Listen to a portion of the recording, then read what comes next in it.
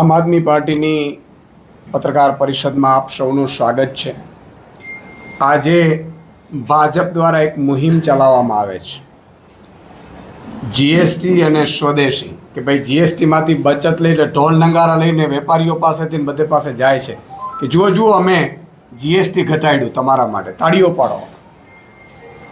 અને સ્વદેશીની વાત કરે છે। મારે એમને બે વાત કહેવી છે। અડધી રાતે 2017માં રાત્રે 12 વાગે જીએસટી લાગુ કરવામાં આવ્યું હતું। જીએસટી લાગુ કરવામાં આવ્યું ત્યારે અધધ જીએસટી મૂક્યું હતું, એ સાબિત થઈ ગયું। ભાજપ વાળા ખુદ કહે છે, અત્યારે એવું કહે છે કે ભાઈ જીએસટી નો ભાવ ઘટાડીને 8 વર્ષ લૂંટ ચલાવીને 8 વર્ષ આખા ગામને લૂંટ્યા, એક એક ગરીબને લૂંટ્યા જીએસટીમાં। અને શું કીધું હતું? વન ટેક્સ વન નેશન, એટલે કે ભાઈ એક નેશનમાં, એક રાષ્ટ્રમાં એક જ ટેક્સ હોવું જોઈએ ને ડીઝલ ને પેટ્રોલ બહાર કરી દીધા। કારણ કે જો જીએસટીમાં ડીઝલ પેટ્રોલ રાખવામાં આવે તો પ્રજાને અધધ ફાયદો થાય, એક એક લીટરે 15 રૂપિયા ફાયદો થાય। એટલે એક જે ડ્રામા છે ને મારે ખુલ્લું પાડવું છે ભાજપના, અને પ્રજાને મારે કહેવું છે કે ભાજપ આના ઢોલ નગારો લઈને જીએસટી કે સ્વદેશી માટે આવે છે તો એકવાર એને બે સવાલો પૂછજો તમે। તમારા મારા ગાલ ઉપર તમાચો મારે છે વારંવાર, અને વારંવાર પાછું તમાચો મારીને પછી આપણે તે ઉજવણીઓ કરવામાં આવે છે। તમે જુઓ 8 વર્ષમાં 127 લાખ કરોડ રૂપિયો જીએસટી ઉઘરાવ્યો છે, અધધ જીએસટી ઉઘરાવ્યો છે। અને જીએસટી કોની પાસેથી ઉઘરાવ્યું છે બહુ સમજવાની જરૂર છે। આજે હું આંકડા સાથે આવ્યો છું। જીએસટી ટેક્સના માધ્યમથી 64% એટલે કે 80 લાખ કરોડ ટેક્સ માત્ર ગરીબો પાસેથી ઉઘરાવ્યું છે ભાજપે। કેટલા? કોની પાસેથી? માત્ર ગરીબો પાસેથી 80 લાખ કરોડ રૂપિયા ટેક્સ ઉઘરાવ્યું છે।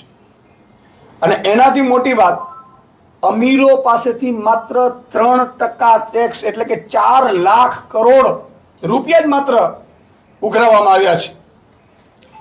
127 લાખ કરોડમાંથી માત્ર ને માત્ર 4 લાખ કરોડ રૂપિયા ટેક્સ અમીરો પાસેથી, 3% અમીરો પાસેથી ઉઘરાવવામાં આવ્યું છે। અને સૌથી વધુ ઇન્કમ જુઓ તમે અમીરો ભરે છે।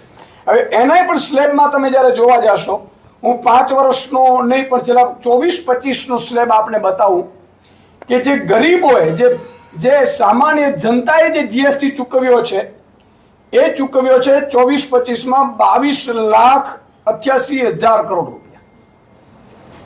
તમે જુઓ, પર્સનલ એટલે ઇન્કમ ટેક્સથી આવ્યું છે એ 12,90,000 ની આસપાસ, અને કોર્પોરેટ ટેક્સ 12,40,000।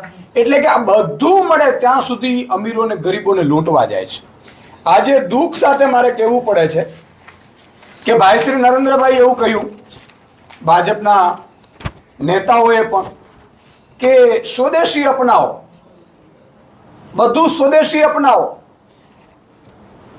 ઓગસ્ટમાં પીએમ મોદી સાહેબ ગુજરાતના પ્રવાસે આવેલા ત્યારે નિકોલની સભા પતાવીને વિદેશી ગાડીમાં સુઝુકીના પ્લાન્ટમાં એક્સપાન્ડ કરવા માટે ગયા હતા। કોના પ્લાન્ટ? સુઝુકીનો પ્લાન્ટ। ત્યાં વિદેશી લોકો હાજર હતા, અને આ પ્લાન્ટમાંથી જે ડફો થયો એ વિદેશી કંપનીઓને પહોંચવાનો છે। સુઝુકી કોનું છે? વિદેશીનું છે। તમે જુઓ, કપાસ સ્વદેશની વાત કરે છે, કપાસ વિદેશમાંથી આયાત કરે છે, ઇમ્પોર્ટ ડ્યુટી 0 કરે છે, અને ખેડૂતોને કપાસના નામે આખા બરબાદ કરી દીધા। એનાથી મોટી વાત, સ્વિટ્ઝરલેન્ડની ઘડિયાળ પહેરવાની, જર્મનીની પેન રાખવાની, જર્મનીની કારમાં ફરવાનું, અમેરિકાનો ફોન વાપરવાનું, વિદેશી વિમાન અને વિદેશી સૂટ બૂટ, અને પ્રજાને એમ કહેવાનું તમે બધા સ્વદેશી અપનાવો। યાદ કરો લાલ બહાદુર શાસ્ત્રીને, આપણા પ્રધાનમંત્રી, જેને આજે ક્યારેય આપણે ભૂલી ન શકીએ। જ્યારે એમણે નક્કી કર્યું કે મારે મારા દેશવાસીઓને, કારણ કે ઘઉંની બહુ આયાતો કરવી પડતી હતી, અનાજની, એણે નક્કી કર્યું હતું ત્યારે કે આયાત અનાજ ઓછું કરીએ તો એમના પત્નીશ્રીને લાલ બહાદુર શાસ્ત્રીજીએ એવું કહ્યું, શું આપણે એક દિવસ ઉપવાસ કરી શકીએ? તો કે કેમ? કે મારે પ્રજાને અપીલ કરવી છે કે પ્રજા એક દિવસ ઉપવાસ કરે તો આપણે અનાજનો જે બહારથી જથ્થો મંગાવવો પડે છે, ન મંગાવવો પડે। ત્યારે એમણે હા પાડી। લાલ બહાદુર શાસ્ત્રીએ પહેલી વખત એણે પોતે ઉપવાસ કર્યા, અને પછી પ્રજાને કીધું, પ્રજા આખો દેશ એનો માન્યું હતું, ઉપવાસ કર્યું હતું। શું કામ? કે મારા પ્રધાનમંત્રીએ પહેલો ઉપવાસ કર્યો। આજે આપણે શું છે? ભાજપના નેતાઓ મોંઘી કાર વિદેશી કારોમાં ફરે, વિદેશી કપડાઓમાં બ્રાન્ડોમાં ફરે, વિદેશી કંપનીઓને અહીંયા લાવે, વિદેશી કંપનીઓ માટે લાલજાદીમાં પાથરે, અને પછી પ્રજાને એમ કે તમારે સ્વદેશી જ અપનાવવું. પોતાના દીકરા વિદેશમાં ભણે, અહીંયા સ્વદેશમાં સ્કૂલના ઠેકાણા ન હોય. મારું કહેવાનું એ છે કે ભાજપના નેતાઓને હાથ જોડીને વિનંતી કરવી છે કે આ જીએસટી વાળું નાટક હવે બંધ કરો. તમારે જીએસટી જો ઓછું કરવાનું જ હતું તો 8 વર્ષમાં તમે લૂંટ ચલાવી છે એ પણ પાછું આપો. અને એ પણ જો જોવા જઈએ મિત્રો તો અત્યારે જે જીએસટી ઘટાડ્યું છે એ અંદાજે લગભગ 48,000 કરોડની આસપાસનો આપણે ફાયદો થાય છે. 48,000 કરોડની. હવે તમે જુઓ જીએસટીની જે કુલ આવક છે એમાંથી 48,000 કરોડ રૂપિયાનો કાઢો એટલે આપણા જે ટોટલ બજેટ કહીએ એમાં 157 રૂપિયા જેટલો મહિનાનો જનતાને ફાયદો થયો છે. માત્ર 157. અને 157 રૂપિયામાં આ લોકો હજારો કરોડોનો ઢોલ નગારા પીટીને એડવર્ટાઇઝ કરશે આપણા પાસે. એ ધુમાડો આપણો કરશે. બીજી વાત કે સ્વદેશીને લઈને કે જીએસટીને લઈને જ્યાં પણ ભાજપના નેતાઓ આવે, મારી પ્રજાને હાથ જોડીને વિનંતી છે કે તમે બોલો, તમે સવાલ કરો, તમે એમને પગે પડીને કહો કે 8 વર્ષમાં જે લૂંટ્યું છે એ પરત આપો. આ મુદ્દો મારે આપની સમક્ષ મૂકવો છે. બીજો મુદ્દો મારે ટોટલ અમારી જનસભાને લઈને છે. આમ આદમી પાર્ટીએ ગુજરાત જોડો અભિયાન શરૂ કર્યું છે. આપને ખબર છે ગુજરાત જોડો અભિયાનમાં અમે 2000 સભાઓનો ટાર્ગેટ કર્યું છે. એમાંથી અત્યાર સુધી 2 મહિનામાં અમે 1000 સભાઓ કરી છે, જેમાં અમારા 100 જેટલા લીડરો વિવિધ જિલ્લા તાલુકાઓમાં જિલ્લા પંચાયત સીટ વાઇઝ અને શહેરોની સીટમાં સભાઓ કરી છે. અને આ સભાઓમાં આખી જનતા ગુજરાતની જાણે જોડાઈ રહી હોય. આ 1000 સભાઓમાં 25,000થી વધુ લોકો, સામાજિક આગેવાનો, ભાજપ કોંગ્રેસના તાલુકા જિલ્લા કે વોર્ડના હોદ્દેદારો આ જોડાયા છે. અને આગામી દશેરા પછી નેક્સ્ટ પ્લાન અમારું છે બીજી 1000 સભાઓનું. આગામી દશેરા પછી ફરીથી એ સભાઓ શરૂ કરવામાં આવશે. 1000 સભાઓ કરવાની છે. તાલુકા લેવલે પણ અમે અત્યારે જિલ્લા લેવલે અમારું કેમ્પેનિંગ ગુજરાત જોડો મેમ્બરશિપનું ચાલુ હતું. હવે તાલુકા લેવલ પર અમે 3 તારીખથી શરૂ કરવા જઈ રહ્યા છીએ. અત્યાર સુધી અમારે ડોર ટુ ડોર મેમ્બરશિપમાં 8 લાખ ઘરોમાં અમારી ટીમો છે એ મેમ્બરશિપ માટે ગઈ છે. અને એમાંથી 4 લાખ લોકોએ આમ આદમી પાર્ટીની સદસ્યતા જોઈન્ટ કરી છે.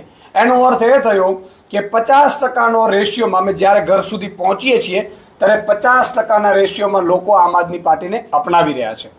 તો આમ આદમી પાર્ટી ગુજરાતના લોકોને જોડવા માંગે છે. હવે પછીની જે ચૂંટણીઓ છે એમાં આમ આદમી પાર્ટી માત્ર નિમિત્ત બનવાની છે. આ ભાજપને ગુજરાતની જનતા જ હરાવવાની છે.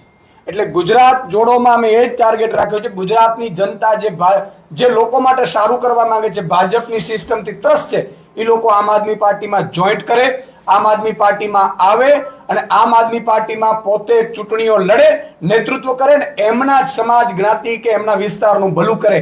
આ અભિયાન અમારે ગુજરાત જોડોનું છે.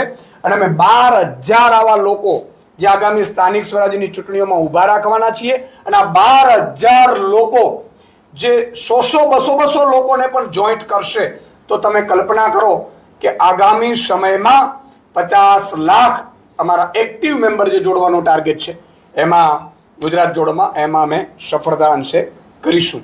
મારી સાથે અમારા કિસાન પ્રદેશ સેલના અધ્યક્ષ રાજુભાઈ કરપડા પણ છે. આપણે આ મામલે કોઈનો સવાલ હોય તો કરો. મગફળીને લઈને જે રીતે ખેડૂતને બેહાલ કરવામાં આવે ટેકાના ભાવે, એમાં રાજુભાઈ સંબોધન કરવાના છે. ઓકે, ઠીક છે રાજુભાઈ. આ મજા આવી, નજીક આવી જાઓ.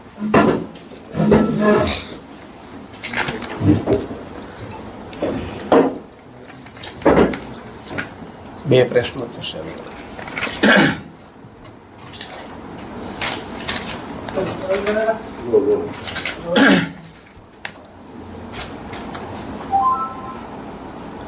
ગુજરાતની અંદર આમ આદમી પાર્ટીએ વારંવાર એક વાત કહી છે, એના જરૂર પડે પુરાવાઓ પણ આપ્યા છે કે ગુજરાત સરકારની અને કેન્દ્ર સરકારની વિદેશ નીતિના કારણે, કૃષિ વિરોધી નીતિના કારણે ગુજરાતનો અને દેશનો ખેડૂત બરબાદ થયો, સાથે જ દેવાદાર બન્યો છે.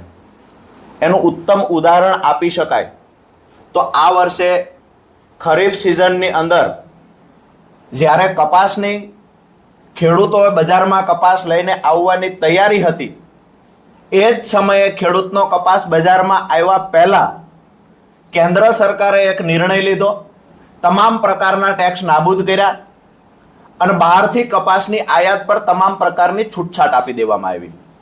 મતલબ સાફ છે કે વિકસિત દેશના ખેડૂતોની કોમ્પિટિશન આ ગુજરાતનો ખેડૂત કે ભારતનો ખેડૂત ન કરી શકે.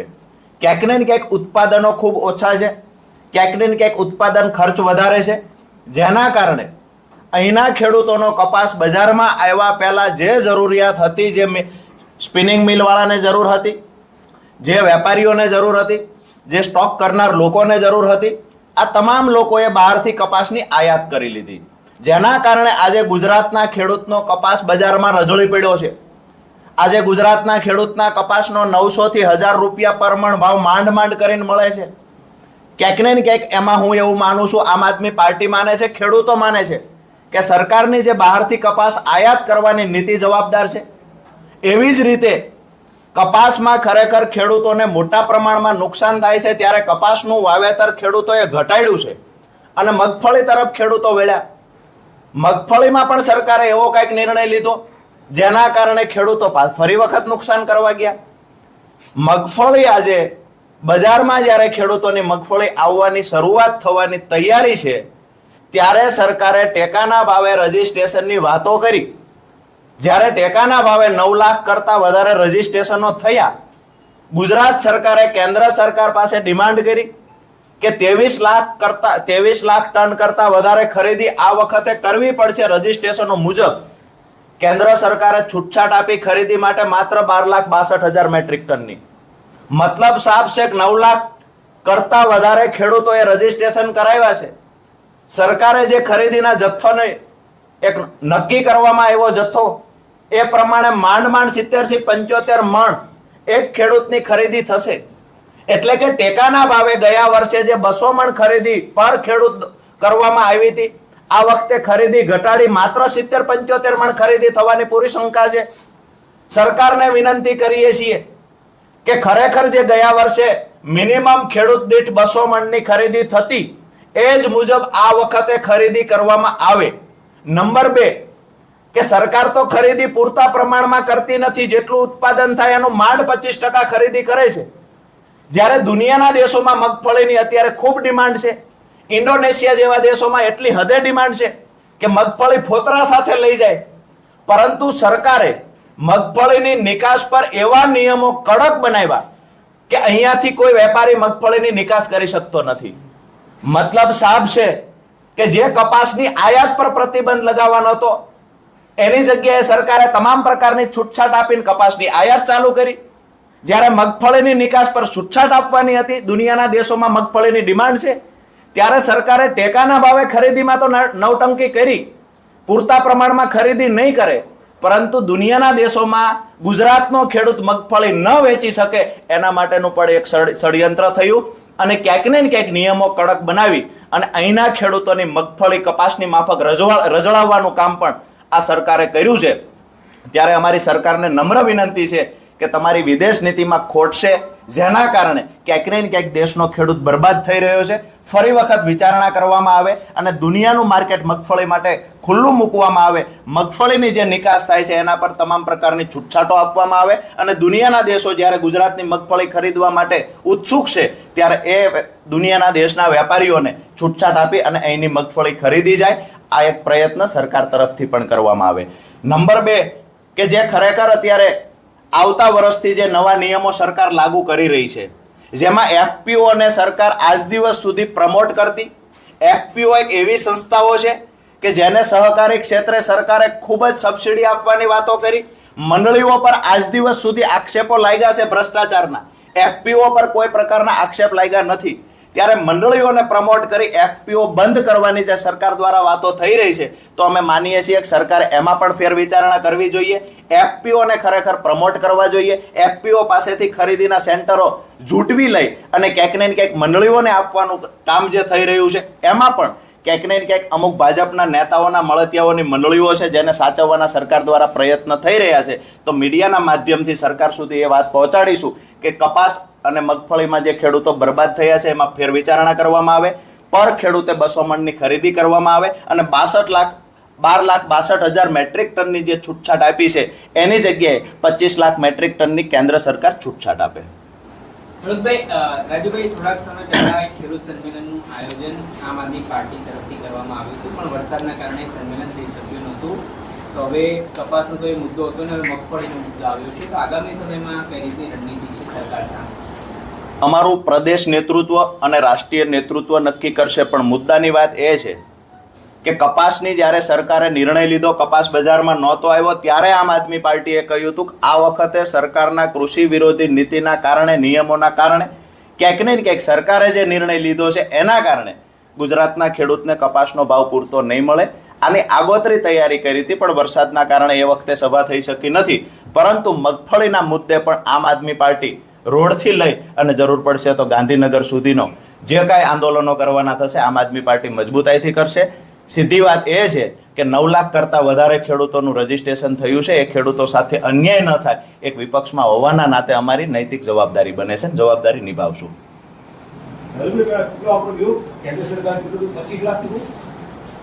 કેન્દ્ર અહીંયાથી 23 લાખ મેટ્રિક ટન ખરીદી કરવી પડશે રજીસ્ટ્રેશન મુજબ. આ ગુજરાત સરકારે માંગણી કરી. કેન્દ્ર સરકારે છૂટછાટ આપી 12,62,000 મેટ્રિક ટન. હવે જે રજીસ્ટ્રેશનો થયા છે 9 લાખ ખેડૂતોના, તો એ પ્રમાણે ગણીએ તો 70-75 મણ એક ખેડૂતની ખરીદી.